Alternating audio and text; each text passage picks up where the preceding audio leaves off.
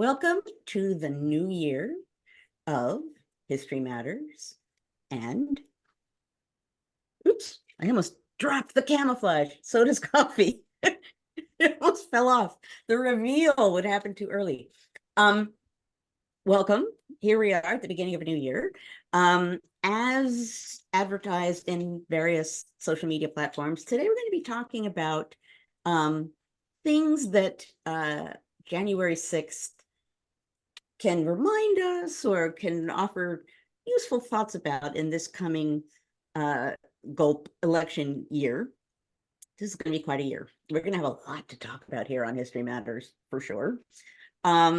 So given the January 6th coming up, given that apparently the president later today will be speaking about it, that's our topic.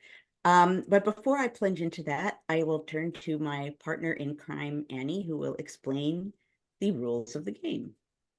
Well, good morning, everybody. I'm Annie Evans from New American History, and I am actually in San Francisco at the American Historical Association conference, along with Jessica Ellison. So this is a very History Matters moment, I think, to be at the history conference. So the way that this works, if this is your first time joining us, Happy New Year and welcome. Joanne will speak on the topic, as she just talked about, for about 30 minutes. We have a very robust chat going, which is great. We've built a community here over the last few years. But if you have a question about today's topic, that needs to go in the Q&A. And in about 30 minutes, when Joanne's done, I will come back and we'll look at those questions together. I'll see you in a bit. Wonderful. Thank you, Annie. Okay. So let us get off the ground here. I think obviously what led me to take up this topic today is that there's a lot to think about. And we have been thinking about January 6th, every anniversary of January 6th. So this is hardly the first time we're doing this, but I think in an election year, there's more that needs to be said, and there are ways in which it at least can prepare us to perhaps think outside the box a little bit when it comes to what we're going to be seeing in the coming year. Now, I'm going to state the obvious, but I want to begin here because I'm going to loop back to this at the end of my comments this morning before the questions. Obviously, January 6th was not just an attack on the Capitol, not just an attack on, in essence, the electoral process of confirming the vote for president. Basically, it was an attack on our democratic essence as a nation.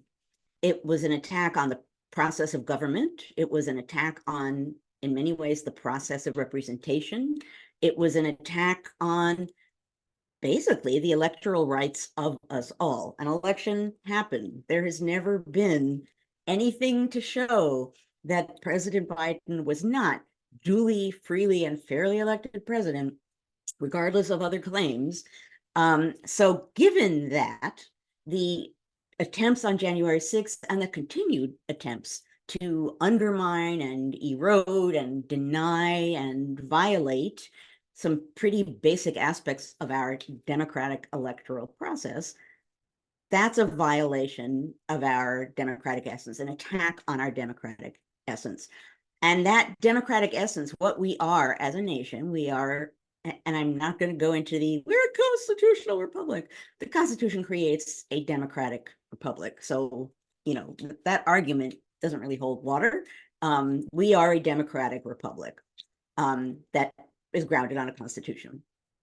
And that constitution is a kind of pact between all of us as Americans that we, certainly people in office, take oaths to protect and defend it, but generally speaking, we as Americans accept and ideally value this constitutional pact that holds us together, both as a means of process of how the government works and for what the government stands for, as represented in all the checks and balances and things within the Constitution that are meant to steer and what do I want to say? Steer and limit, put it that way, steer and limit power, pure and simple. Now, one of the things that January 6th made apparent, given everything that I just said, I think it forced us, partly because there was violence, and no matter how many times people deny that, we watched it, and now we've read about it. There was violence. I don't think anyone who saw the images of that day as it was unfolding will ever forget quite what that looked like or felt like, and I'm going to come back to that at the end of my comments this morning too. But in watching that and seeing that happen, I think for many people, it was a kind of forced realization about the fragility of our political process. In the same way that I think, certainly for me, 9/11 drove home in a visceral kind of a way how the United States was not sort of, apart from the rest of the world and somehow safe with oceans between us, which I don't think I'd ever sort of fully interrogated that. I think that was somewhere, in the back of my brain that I assumed that, as goofy as it sounds. 9/11, cast that into doubt. It's like, no, actually, very clearly, we are at risk in the world in a way that probably many Americans had not considered before. It drove that home. It made that real. And I think January 6th did much the same for what we think about our government and our democratic process, and really the institutional threads, as well as the threads of principle that hold us together as a nation. It forced a recognition of the fragility of our political process and of really democracy itself. Now, not surprisingly, given the title of what we're doing here today, the program, History Matters, I want to look at a moment in history, one that I've talked about before, partly to compare it with what we saw on January 6th, partly to contrast it with what we saw on January 6th. And then I want to loop back, as I mentioned a moment ago at the end, to some things I think all of this can put in our mind, really to be there to draw on and to guide us in what's bound to be a really, really event-filled, word-filled, claim-filled, bonkers lead up to the coming election. What I want to look at is, surprise, the presidential election of 1800. I've turned to that a number of times because it's partly because I think a lot of people don't necessarily turn to it. And in many ways, there are a lot of really striking similarities with our present moment. People have been focusing for the most part on the 1850s for logical reasons. Two sides that are seeing things in a very dramatically different way, with different readings of the Constitution, with fundamental moral differences, et cetera, et cetera, et cetera. 1800, one of the things that was fundamentally up for debate was democracy. How democratic a republic would the new American republic be? It was undetermined. The government is, basically a decade old at that point. Democracy was something, Americans at the time assumed that we would be a small r republic, a Republican government based on representation. They assumed that there was a democratic component to it. They didn't know what that meant, how big that was, how that would play out, how much of it should there be, how much democracy was safe. It's one of the big questions of the 1790s. So the presidential election of 1800, in many ways, was a test in the form of principles as well as in the form of processes of democracy itself. Now, I won't go into the details of that election, except to say it was fraught, one of my unfortunately, favorite words. It was very fraught, in which the Federalists and the Republicans fundamentally disagreed, really on what they wanted the American nation to be and on how they wanted people in power to wield power, and on how safe or unsafe democracy was. All of that was playing out in some way in the lead up to the presidential election of 1800. So you have two sides, one of which is more comfortable with democracy than the other. You have the Federalists, who are less comfortable with democracy, talking amongst themselves in one way or another of maybe temporarily seizing the presidency if Jefferson is elected. In their mind, it's a threat to the government. So we will seize the election, even if he's elected.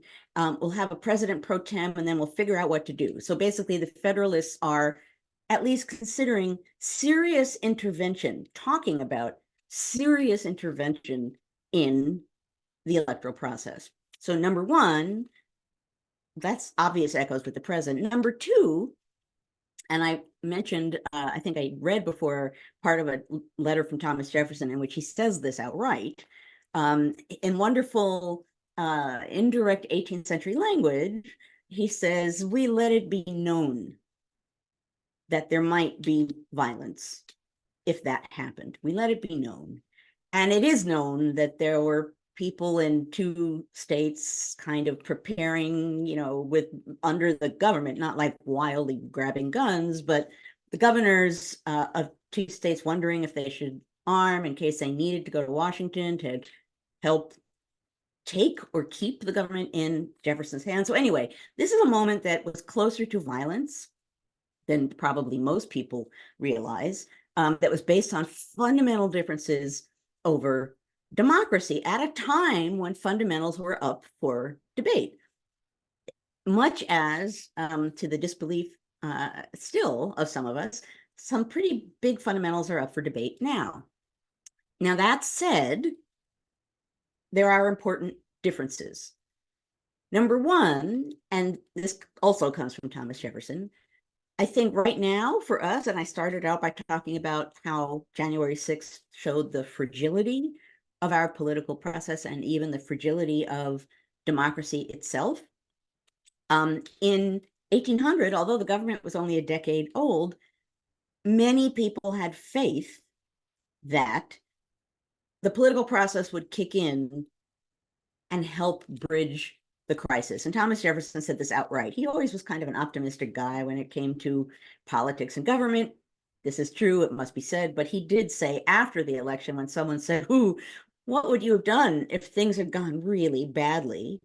And Jefferson, this is going to be a bad paraphrase of what he said, basically says, well, we would have had a convention. We would have propped things up and fixed things up and done whatever we needed to do to the system to get it back into gear, and off we'd go with a newly improved version of what we had before. So basically, we'd fix it a little if it got off track in one way or another. That's what the Constitution is meant to allow for, right? So basically, his response to what if is, well, we have the process of the Constitution, what it is, and we can think about what needs to be. The process would kick into motion.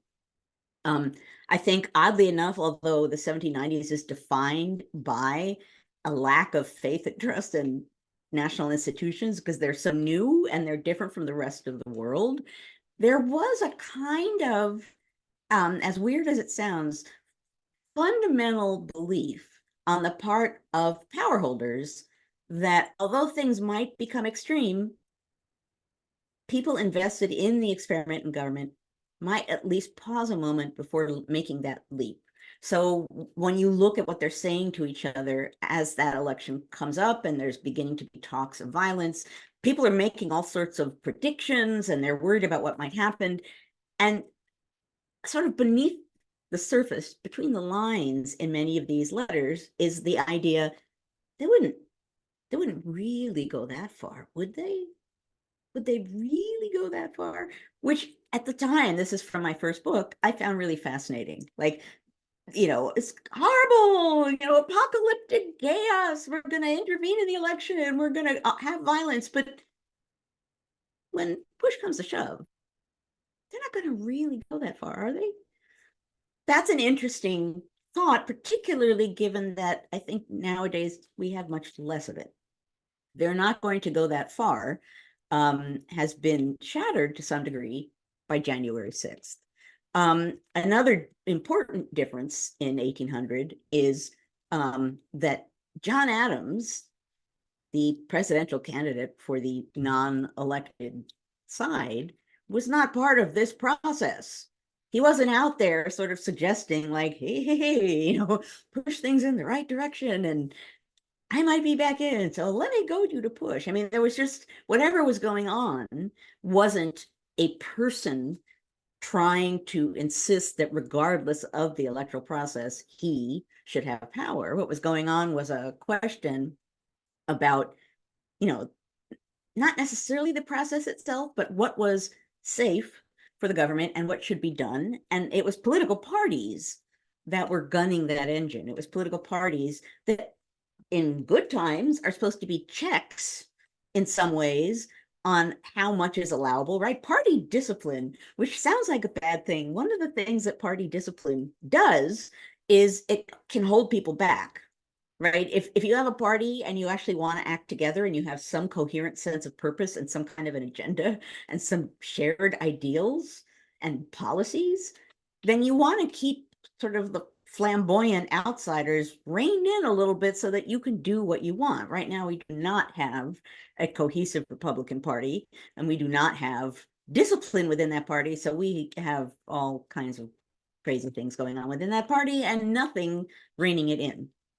So at any rate, John Adams himself is not part of this process. And although Jefferson said, we let it be known, the we was Republicans. He was not sort of marching around saying, go get him. So the presidential candidates had feelings, certainly about what was going on, but this was a political party issue. It was about democracy, but the process was at its center. Now, let's go back to the present for the moment. And given what I just said, think about what our current moment and what January 6th offers that we can think about. Obviously, the proximity of violence to politics is not new in American history, and I just described it in 1800, and it's not new to elections. In my most recent book, Lurking Over My Shoulder, I have a quote in there from, I believe, the late 1830s, maybe, in which the pseudo narrator Benjamin Brown French says something like, this wasn't a bad election, only one person killed, or something like that. It might have been the 1850s.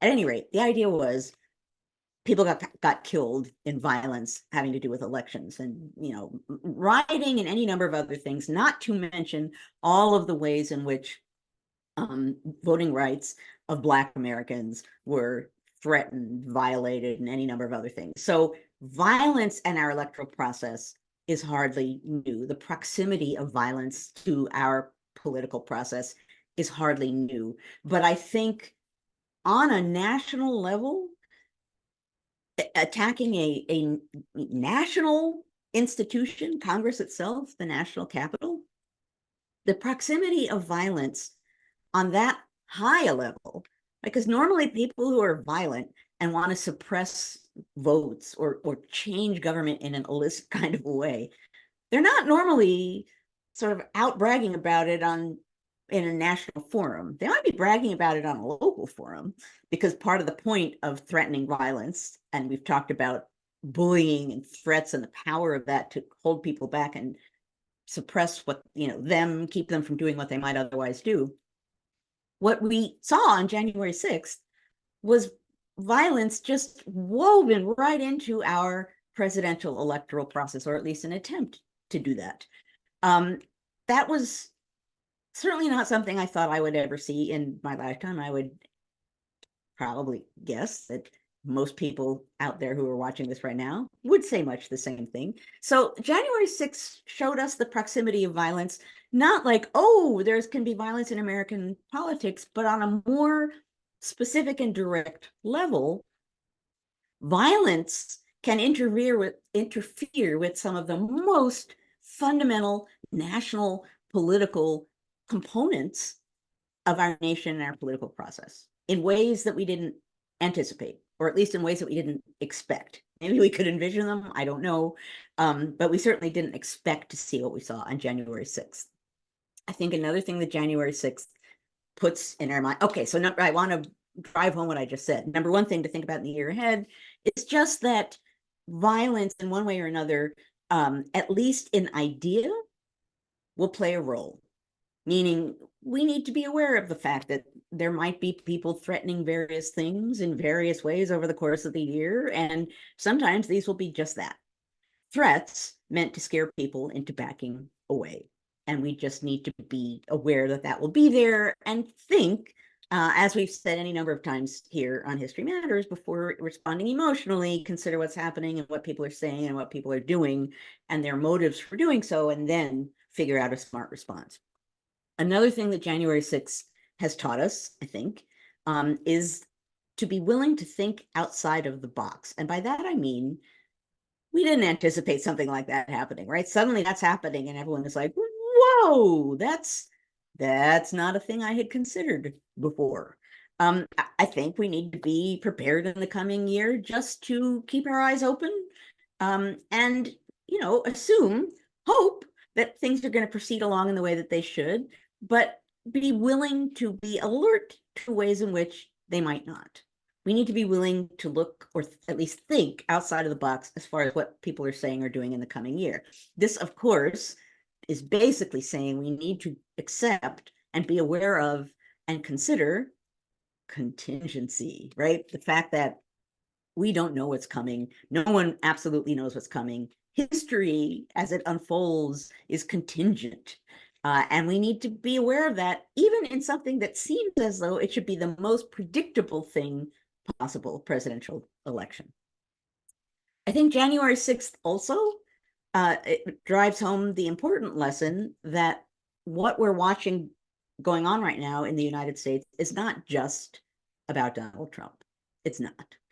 If Donald Trump decided today to not run for president, this would continue.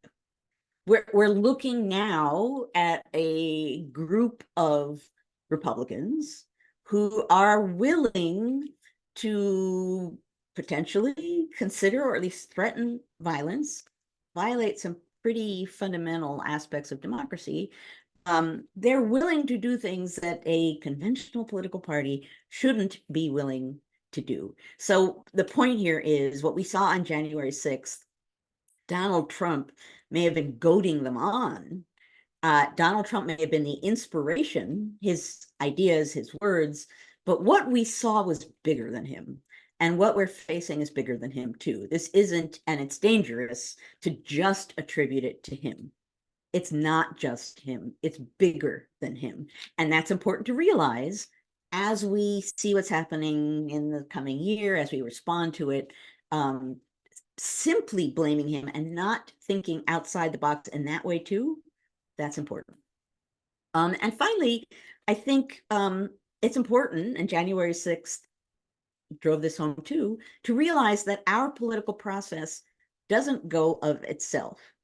And we might have thought, you go and vote and the votes are counted. And okay, in recent years, there have been some issues with counting votes, but even so, in some basic way, the process goes generally of itself. It doesn't necessarily go of itself. That's not a new idea in American history. Again, just violations of voting rights in the South forever are a demonstration of that. But still, January 6th drove home the fact that no matter how much we want to believe that things just happen and unfold in a democratic politics, in a democratic election, they don't. We need to realize that fact. In the same way that democracy doesn't go of itself, our political process doesn't go of itself. It requires alert citizens. It requires people who are willing to vote. It requires people who will work towards assuring that the system operates as a functional democratic system should.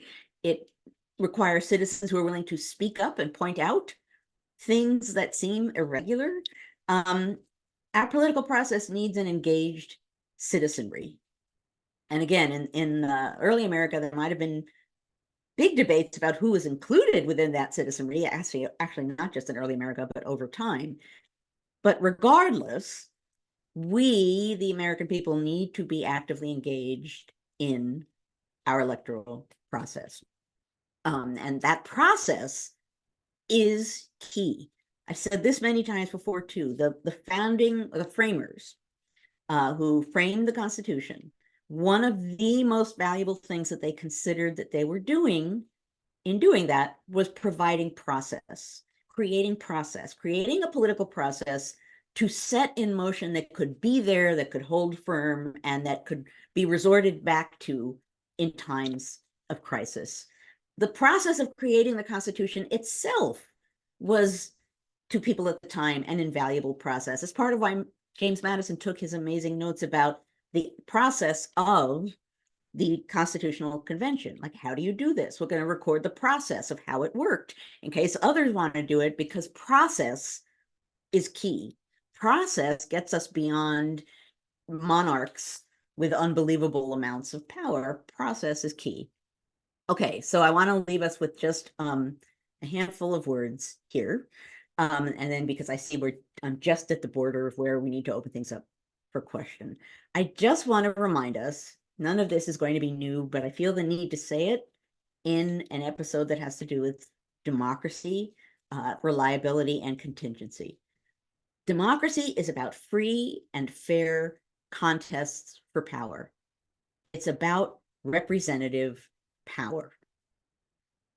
Democracy is about those given power being accountable to the public, being accountable to the people who have given them that power. Free and fair contests of power, representation, representative power, accountability, and democracy is about a shared willingness to abide by fundamental rules, the Constitution, which isn't to say that there isn't trickery and manipulation, but on a basic level, the Constitution is a pact that the American people agree to abide by as a nation. It's a pact, it's a vital one, but if you think of it that way, it's also fragile. I mentioned this again in my last book, and I'm going to repeat the idea here because it might have been particularly true about the government in the 1850s, but it's something to think about today. As I said about the 1850s, the Union was at its base grounded on a sense of fairness, rights, and feelings, right? Things that were very subjective, right? That people need to have a sense that there's some fairness in the system for them to buy into it. People need to believe that their rights are being protected, that they have rights that are being protected, and feelings. People have feelings about the government, about the nation as a whole, and those feelings can overrun even processes themselves. So I guess my overall lesson here is only 1 minute over. This is good. As we draw towards a close, January 6th should remind us of the ways in which democracy is fragile, the ways in which it's important to acknowledge that fragility, the ways that it's important to be aware of it, to respond to it, and to bolster a free and fair electoral process in whatever way we can. Speak up for democracy this year. I will be doing that a lot. I know many others will be too, and I hope you will as well. Do what you can for democracy because it won't go of itself. It's a process, not an end point. Okay. I'm gonna, there's the mug. I had my notes up in front of the bottom of the screen. Okay. This is not the world's most creative mug. The Carolee, I just see one little. And for those who might be new, and I should have said at the beginning, if you're new, tell us in chat that you're new, because you will get a robust welcome from the History Matters community, our amazing community. Not the world's most creative mug, but kind of at the essence of what I just said. I've used it before. History should make you uncomfortable, right? This is not a moment to feel comfy cozy, and history doesn't teach us to be comfy cozy about our electoral process. History teaches us that many things can happen, and certainly just the history of January 6th teaches us that as well. So I was going to say, for those who are new here, every week we've been doing this, what is this, 190? We're getting close to 200 episode. I know we're getting very close to 200. I think 100. Carolee will have to tell us. 100. Carolee to put it in the chat. 197. Okay, it's the 197th straight episode of History Matters. Which, yeah, I know every week I'm sort of like, but for 197 weeks I've had a mug. I don't have 197 mugs, but I've done this for 197 weeks, to sort of drive home the message of what we're talking about. Okay. I am going to stop talking so that we can answer, discuss, talk about things. All right.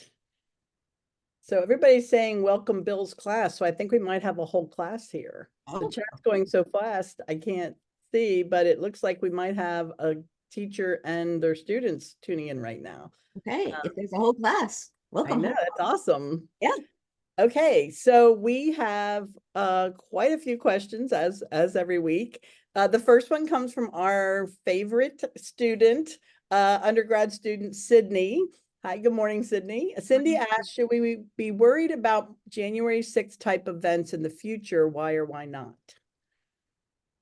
Should repeat that for me? Should we Should worry we be about worried about having more incidents like what happened on January 6th in the future? Do you think that does history tell us that this is going to continue? Well, it doesn't predict that it absolutely will happen again, but it certainly suggests it could.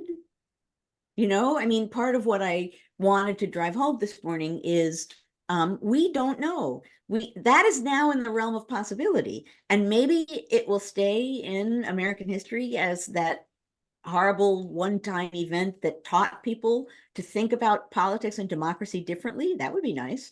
But I think now that it has happened, it is in the realm of the possible. I don't think it will be easily undertaken. I don't think it's like, hey, let's stage another assault on the electoral system on a national level. But I think it could happen again, maybe in a very different form, maybe attacking something different.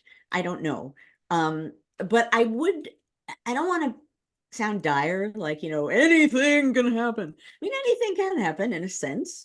But that's why we need to be aware and alert and speaking up. Now that we've seen that happen, we might recognize signs of this before it happens and actually be able to speak up and prevent something like it from happening again. All right, the next question comes from our buddy Dave. Dave asks, watching what happened on January 6th should be a fact that we can agree on, but clearly that's not the case. There's some that believe it was an inside job by the FBI or Antifa. History and coffee and facts matter to democracy. What happens to democracy when the facts don't matter? Right. Well, that's pretty vital. As a matter of fact, just this morning in preparing for this episode, I'm not going to get the figures right, but there was a poll, maybe it was a Quinnipiac poll, that said 25% of Americans think that January 6th was an inside job by the FBI. So that's really infuriating and disappointing. And that's a fundamental fact. And that's something that my colleague at Yale, Tim Snyder, talked about in his original On Tyranny book, which is that if we can't agree on basic facts, basic fundamental facts, it's very hard for democracy to function in a healthy manner. Now, that's a big statement. And it's one that's hedged in by all the weird technologies that are developing that we don't have control over, and that are coming down the pike, and the ways in which we're still learning to grapple with all of these things. And we live in a world where realities of all kinds are being created and banged up against each other. That makes democracy hard. Certainly as educators and as teachers, those of us here who are educators and teachers, makes it all the more important that we talk to our students about how to evaluate and process what they see and read and hear, so that they can consider that not everything they see or read and hear is valid in some ways. But that's a fundamental challenge to the times that we're in. And what was I reading yesterday? I was reading yesterday, it was someone talking about how to talk to reporters about the fact that they're not reporting basics, that they're caught up in the horse race, and that they're actually basic facts they need to consider. And the conversation that was written between people was like, here's the best way to tell reporters that they need to think more carefully about what they're saying and how they're saying it. Not that reporters are lying, but that they're so focused on one thing that they're not looking at another thing. I don't have the answer to this, but the fundamental fact that if you can't agree on facts, you are open to propaganda. Propaganda is more readily available and can have more power, and thus democracy can be more threatened. That's a fact. That's an important fact to know, so that we are aware and thinking about what we're seeing and hearing, which has been a continuing idea behind History Matters for 197 episodes. All right. Francesca asks, what stopped the Federalists in 1800 from resorting to violence or interference? Oh, that's a really, wow, we went back to 1800 for a question. I didn't expect that at all. They thought about it. They talked about it. Members of Congress, Federalist members of Congress talked about it. In the end, some of it had to do with that thread of, they wouldn't really go that far, would they? Would they really go that far?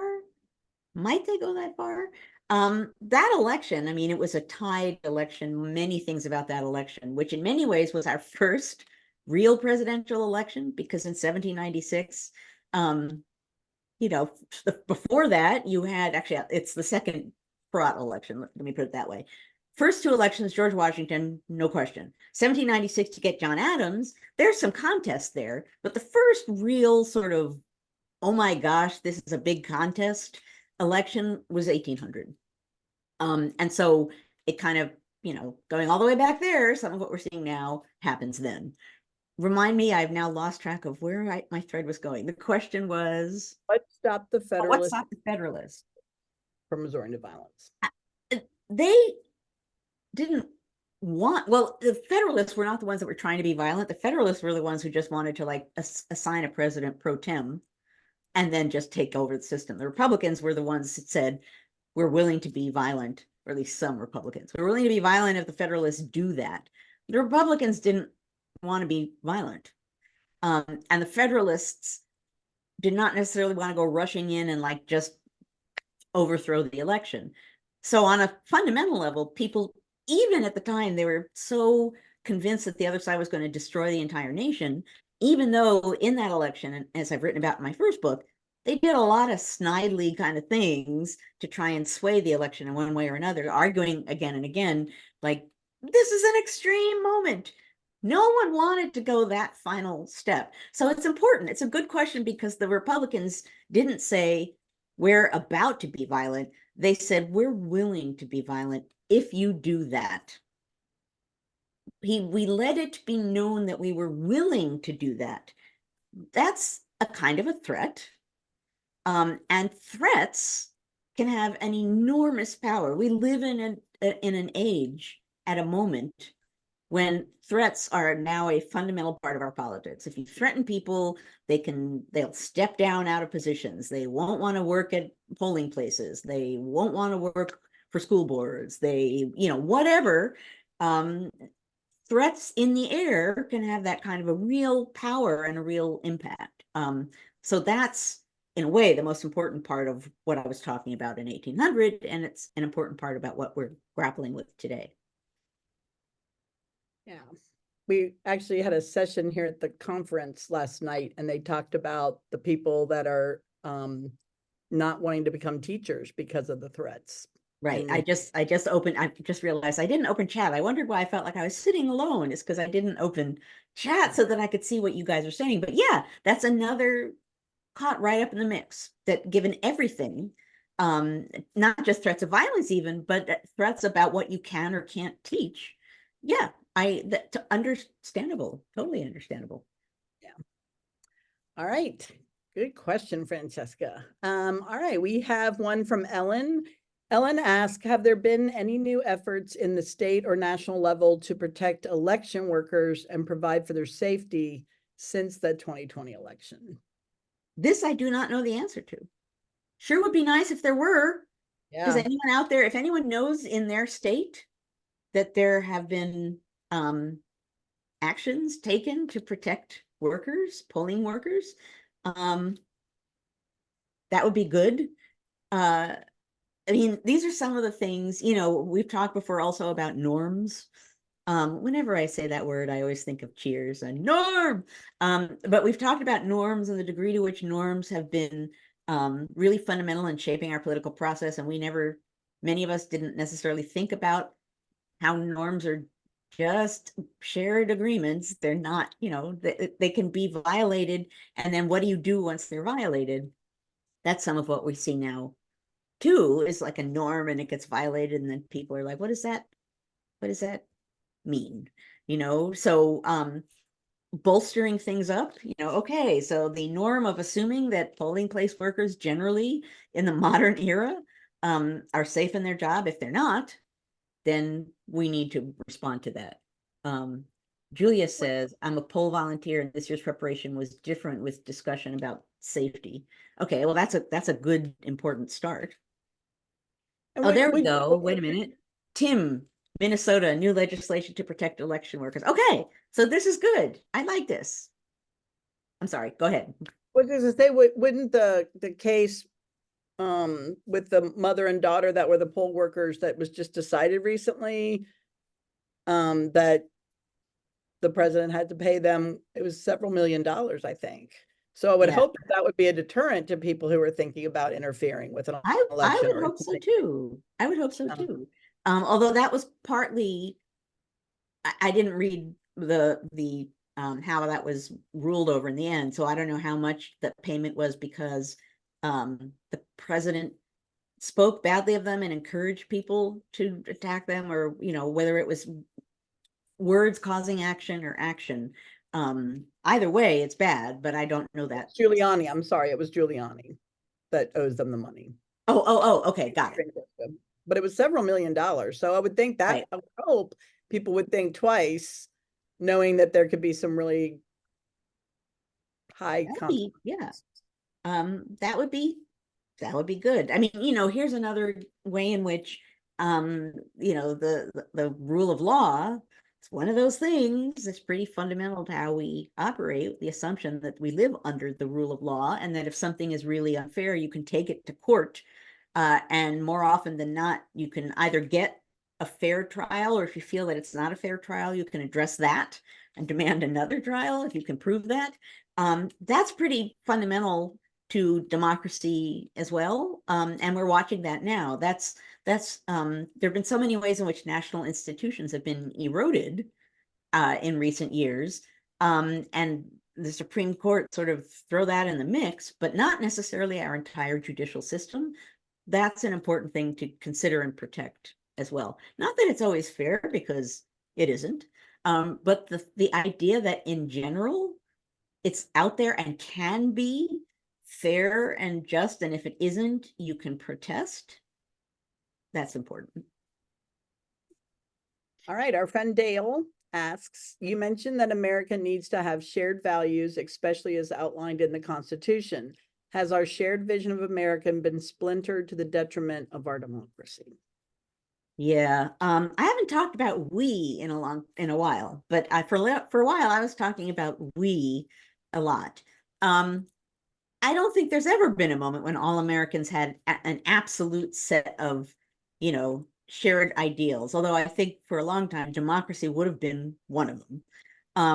But I think right now we're at a low ebb for we, meaning that Americans don't have a sense of we as a nation as powerful a way as they have at other times in the past. And to me, the most striking example of that, and it didn't just happen here, but the fact that we had a pandemic, and people were like, you can't make me wear a mask. It was like, well, it's a pandemic and it's contagious. And for the good of the all, wouldn't it be great if for a little while we wore masks for the good of everyone? And for some people, the answer was no. And that to me was sort of a red flag moment of, wow, there's a fundamental sense of we that is really missing in many, many ways right now, not just politically. but politically as well. I think we're at a low ebb for considering ourselves, we, the people, as one people. Again, in American history, it's not as though we've all marched in lockstep and said, we are all one people. You know, part of the right of a democracy is the right of protest, the right of organizing, you know, all kinds of ways in which you can stand out and say, I don't like the we, you know, I want to shape it or stand outside of it. But there's some kind of fundamental sensibility about us as a nation that right now is at, I would say, is at low ebb. All right. We have a question from Kathleen V. Any thoughts on the Supreme Court applying the 14th Amendment to whether the former president can run for president, or do you think the court might sidestep that to appear unbiased, given that the election is this year? Right. I can't predict that. I wouldn't predict that because I don't know. It's a big question and it involves a lot of big things, including, you know, the working of our elections, the immunity supposedly of a president or former president, and the laws apply to all of us in the same way. You know, that's a big constitutional question. And I have no idea, which in and of itself gets back to the contingency, be willing to think outside the box moment that we're in. I don't know what the court is going to say about this. I won't assume that they're going to go in what I consider to be a bad direction, but I can't assume they're going to go in what I consider to be the responsible direction. I don't know. And there we are. So I you know, I wish I could say like it'll probably end up okay, and I can't say that. I just don't know. Yeah, there's a lot of talk over in the chat about the different ways they're trying to suppress the voting and you know, changing the times when you can vote and making it difficult in certain neighborhoods to vote as opposed to wealthier suburban neighborhoods being open, you know, more convenient times. Yeah. Well, right. That's and that's, you know, a lot of what we have seen and will continue to see, right? That trying to cut back on the accessibility of voting places and, you know, fewer polling places and, you know, the ridiculousness of you can't give water to people waiting in line. I mean, the various ways in which there are attempts, either obvious ones, like cutting back polling places, or sneakier ones about, you know, we ran out of ballots. Oh, you know, there are any number of ways in which people can mess with this election. And that's going to be, there's a prime example of something that people should be aware and should just assume there will be people trying to do that.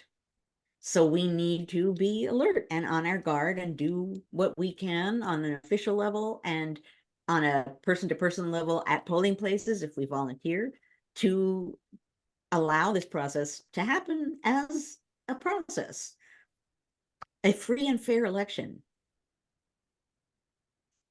All right. Dave asks, what was Jefferson's role in states deciding that their electoral college votes were all or nothing? From the chat where we were chatting about the EC, he asks. But what was Jefferson's role in the electoral college? Deciding that their electoral college votes were all or nothing. But that's a state level decision, right? That each state decides how right. He's wondering how Jefferson, like, was he the one pushing for that? Or who, I actually what was his role in that state? Yeah. In that state, you mean in the nation or in Virginia? He said, well, I'm not sure the intent. Maybe he can clarify in the chat. He says, what was Jefferson's role in states, plural, deciding that their electoral college votes were all or nothing? And he said, he's referring back to the chat where we were chatting about the EC, he said. I don't know. You know, as someone just said in chat, he was not part of the Constitutional Convention. He didn't weigh in there. Those that did weigh in, like Hamilton, you know, Hamilton wanted electors choosing the president, right? Hamilton was like, oh, democracy is very dangerous. Let's like take 3 giant steps back. But as far as Jefferson and the Electoral College, I don't know. My memory serves, while the Constitutional Convention was going on, Madison was sort of talking to him about it, and Jefferson was weighing in on what he thought of various aspects of the Constitution. But off the top of my head, I don't know that. I see great things as ever going on in chat. Yeah, the chat's going crazy. Things Okay, should be. Yeah. Dave had another question about the emoluments clause. He said, what are your thoughts on the emoluments clause and the revelation that House Democrats have receipts that foreign governments paid President Trump via his hotel over those $7 million? He said he's lost faith in the rule of law over the past 6 years. He wonders, have you? Oh, have I lost faith in the rule of law? No. I have not lost faith in the rule of law. I have not lost faith in democracy. I'm going to come back to that momentarily. But no, so this is, of course, where my brain goes. I read about the recent statement about how much money Trump was getting from foreign governments while he was president, which on the one hand isn't surprising, and on the other hand is horrifying. And what came into my brain was a memory, and I don't have all of the details to it, but when Jefferson was president, he was given a gift, and I can't remember what nation gave it to him. And it was like something like a decorative box or something, but it had diamonds in it. And Jefferson was very concerned about the value of it, and could he take it and what to do with it. And if he didn't take it, it'd be insulting. But the diamonds, that was maybe like would be conceived of as a bribe. And if I remember correctly, they took the box, but they removed the diamonds afterwards and did something with it. Anyway, the point of it being, they were on that level. Like, I don't What want to. happened to the diamonds? That sounds like a movie script. Where are It the does. diamonds? I don't remember the details. This actually comes from one of my students, one of my undergrads, and years ago. So don't trust me. Go look it up. And Tim, I don't expect you to do that right now. You don't feel well. Right, because you're not feeling well. You're not feeling well. But the fact of the matter is that there is an ongoing issue about exactly what presidents should or shouldn't take. Open bribes. That's beyond repulsive if you think about how our government's supposed to run, right? The president and represents the nation. He's the person who, as a figure, symbolically represents the nation, and abroad represents the nation. And if he's just engaging in bribes in an open kind of way, pay me a lot of money, you never know what you're going to get. That brands our nation in that manner too. It has the same sort of ugly baseness to it that the implications of January 6th do too. We should be better than that. We should be better than that. It's corrupt. So Carolee did find a link about this gift. So Oh, okay. Tim can rest because he's not feeling well. We've got Carolee on the link. Thank you, Carolee. Okay. Look at that. Okay, so that it exists. So I didn't just invent that, which makes me happy. And I believed my student, so I must have seen evidence in his paper. Yeah. Yeah. All right. We have one last question, I think, Okay. which has never happened in very recent history that we're going to get through them all. Sydney again asked, why is Trump so appealing to so many people? How worried should we be about the general attitude and atmosphere of politics, dare I say, morale in the US? Well, I mean, that's a big question, obviously. I do think that I'm an outsider in politics. I'm outside the government, though it's hard to claim that once you've been president. But still, the idea that somehow you're an outsider and you're going to get in there and you're going to take action and you're going to, fists clench, do what it takes to set things straight, that always has a kind of appeal to it. Andrew Jackson. You know, there has always, you know, there are insiders that get blasted for seeming like insiders, and outsiders who claim they're outsiders so that they can, you know, a breath of fresh air. And sometimes that's truly not what it is, but there's some of that attached to Trump for some people. I think for some people, it's a spirit of revenge and resentment and anger, and fear. This gets back to emotions. I think that some people are caught up in pretty strong emotions about a lot of things, including race and gender, by the way, but even more than that. And Trump is like the symbol of venting that. Trump says it's not only is it okay to feel that way, but you have a right to feel that way, and who knows what you'll do since you feel that way. I think there are some way, and you know, I'm not, if you look at some of what the Republicans in the House are doing right now, as far as legislating, you know, a lot of what they're doing is we got to find a way to get them, which almost sounds cartoonish, right? There has to be a way. We have to get back at them. There's a open spirit of retribution and revenge right now, that is not offering to be very helpful in a constructive way as far as what's going on right now in Congress, particularly in the House.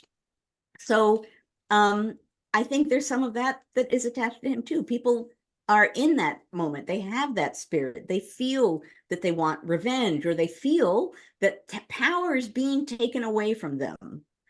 So if you particularly are a white male and you see other people getting power in any way, yeah, you're going to feel like power is being taken away from you because you always assumed it was yours, right? So for many people, that feels like a threat. Meaning, for many people, democracy feels like a threat.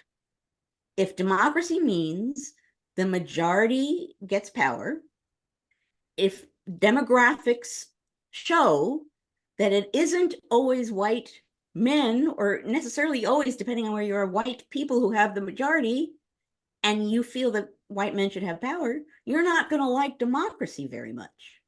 That's some of where we are too, is that our nation, democracy, demographics, who we are as a people changes. It doesn't stand still. And there are some people who really don't want that kind of change and are doing everything they can to deny it. That's part of where we are too. So we had a couple people sneak questions in at 7:59.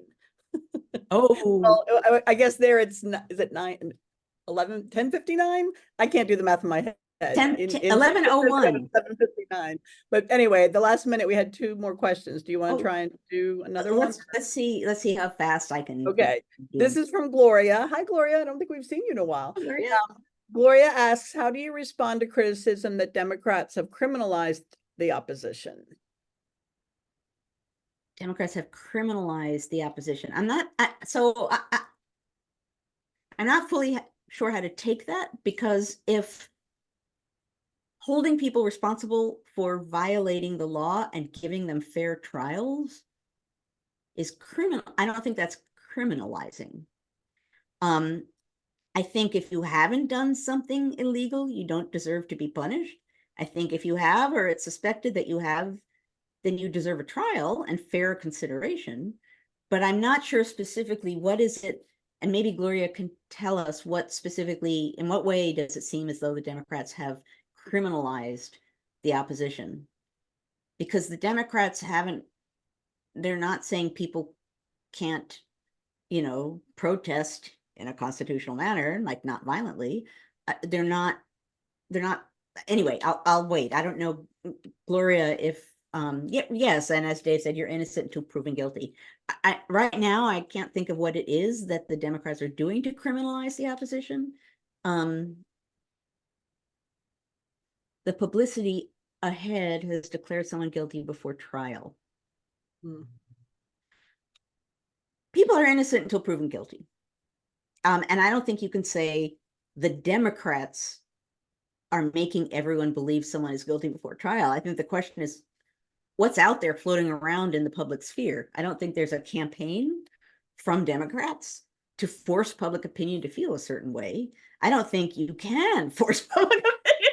I mean, if you could force public opinion to feel a certain way, things would be more orderly right now, not necessarily in a good way. So I don't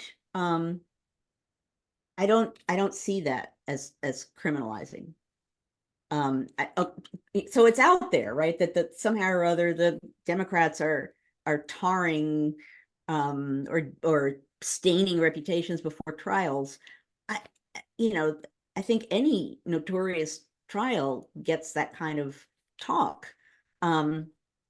It's part of why when you have a jury, you get asked whether you're going to be able to be impartial, and you get eliminated if you can't be. So it might be out there, but I don't see how the opposition is being criminalized. To be honest, I don't see it. Okay. All right. Dale's question is a pretty big one. I don't know that we have time to do that or not. If you want, we could save it for the after party, or you could give it a shot. He's piggybacking on his last question. He's asking, what do you think is the prevailing vision of what America is and can be? Say that again. Do you think is the prevailing vision of what America is and can be? It's a huge question. I will just say a version of it, which is, and I mentioned it before. I believe in democracy. I do. I believe that the United States can and should be a democratic nation. I believe that that's not necessarily easy and certainly isn't automatic. And I think we've coasted along on that assumption for a long time. I think we're in a moment where we're going to have to stand up for democracy and defend democracy and realize that it will need to be defended. But I believe in it. And in this moment, I am not on the edge of my seat waiting for the downfall of democracy. I am aware it's endangered, and I believe in it, and I believe in we the people, and I believe we have to be alert and aware and educated and active in defending democracy. So that's a start. I'll start with that. Yeah. We cleared all the questions. Oh, look at that. And it's only 5 after. Okay, so let me talk about what happens now. Okay, so now, those of you who have not been here before, we go to the after party. And what that means is that we will stop recording, and that will enable us to be freer and easier in our conversation and talk about whatever we want to talk about. If you beamed in through the NCHE website, just stay right where you are, and poof, thank you, Linda, you will be in the after party. If you are watching us on Facebook, you need to go to ncheteach.org/conversations. That's ncheteach.org/conversations. And then you too, poof, will be part of the after party. In the meantime, I want to wish everyone a happy new year. I didn't do it officially during the episode. I remembered it during the after party. I think 2 weeks ago, and I don't know what I did. My brief sort of on the road episode, but regardless, I wanted to take the opportunity now as we start this new year for everyone to have a good year, to have a thoughtful and aware and active year, to have a we year, to come together with others to defend democracy. And I also want to thank you as part of that for being here this morning, engaging in the conversation of democracy, which we've been saying for 197 weeks, because this kind of questioning and talking is a big part of the conversation of democracy, engaging in this kind of conversation and then taking it and engaging in it elsewhere. So thank you for being here. And thank you to Claire and to Annie. And I don't know if Jessica's here, but if she is, thank you to Jessica too. And thank you to John out there in space. Is he here? I don't know. There's 2 national council. That's what I'm saying. I don't know who the second is Jessica, but now it could be John. We just don't know. Thanks to everybody. Hey, everybody. Thanks to everybody as ever. Annie, I'm glad to be back. I'm glad to be back with you. It's great that you're here, Claire. and we're gonna head into a productive year. That's what I'll end by saying. So let's segue to the after party.